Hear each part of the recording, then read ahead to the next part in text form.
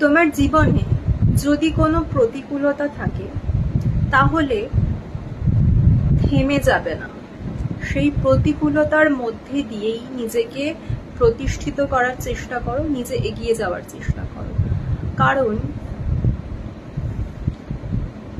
প্রতিকূলতা নিয়েই প্রত্যেকটা মানুষ বাঁচে।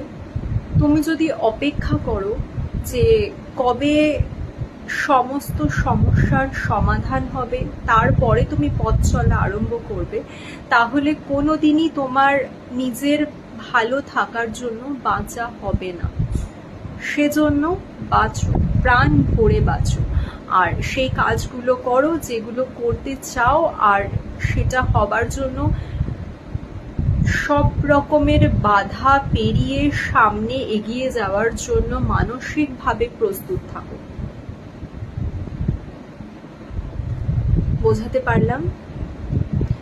যে জীবনে যে বাধাই আসুক না কেন আমি সেটা অতিক্রম করে সামনে এগিয়ে যাব, আর আমার যে উদ্দেশ্যে সমস্তটা করা সেই উদ্দেশ্যটাকে আমি সফল করব, আমি সেই জায়গায় বসবো। এক একজনের এক এক রকমের স্বপ্ন থাকে, প্রত্যেকটা মানুষ এক একভাবে বাঁচতে চায়।